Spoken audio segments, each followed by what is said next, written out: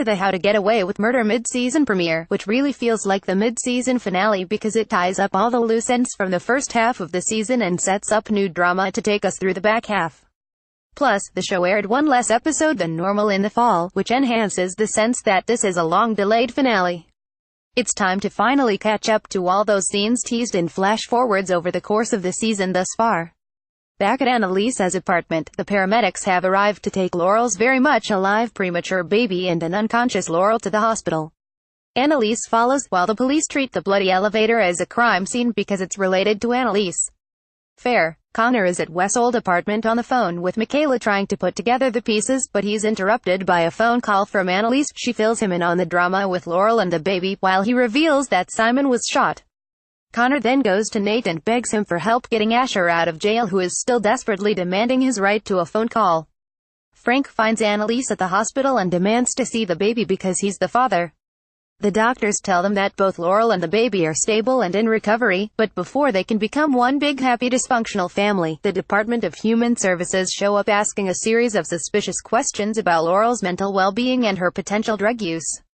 Annalise quickly realizes this is all Laurel's father's doing and sees him being admitted to the hospital.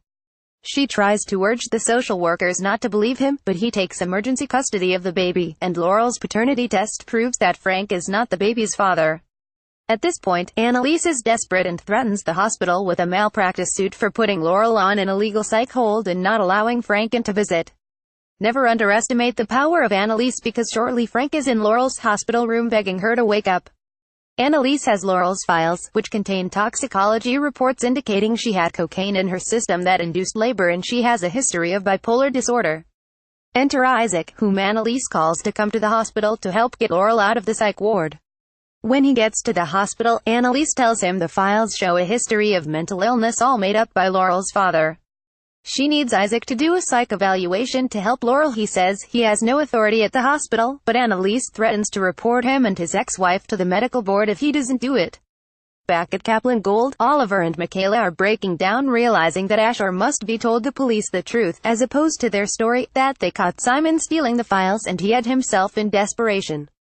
In contrast, Asher tells the true story of Simon's accidental to Nate, who has come to him in prison. He reveals he picked up the gun on purpose because he didn't want to end up caught in another stream of lies. After getting Connor's voicemail about what's happening at the hospital with Laurel, Michaela leaves Oliver at CG, but not before Tegan intercepts her to question her as to how Simon got her keycard when it was Michaela who was holding her purse. At the hospital, Laurel is finally waking up, under the full eyes of Frank and Isaac. But the hospital staff knocks Laurel out with more drugs right away as she starts screaming, "Where's the baby?" Meanwhile, Annalise is arguing with hospital staff, demanding Laurel be given a new drug test while Social Services reveals it's too late. The baby is already being transferred to another hospital. Annalise chases after the baby and Mr. Castillo, begging him to not take the baby away because Laurel will never recover and never forgive him. He leaves with the child, while Annalise tells the hospital staff he's going to hurt the baby and they'll all have blood on their hands. Michaela finds Connor at the hospital, where he reveals Laurel is in the psych ward and then runs off to rescue Oliver, but not before blaming the baby's potential on Michaela and her involvement in Laurel's schemes. She stands in front of the babies in the nursery in a state of shock when Isaac happens upon her, thinking she's Annalise again. I ask, how?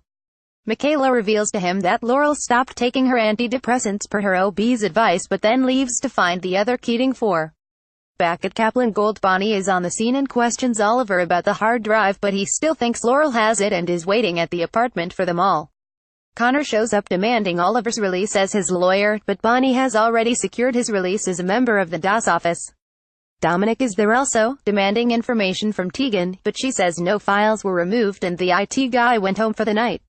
He gets Oliver's name and information from her. Recap continues on page 2.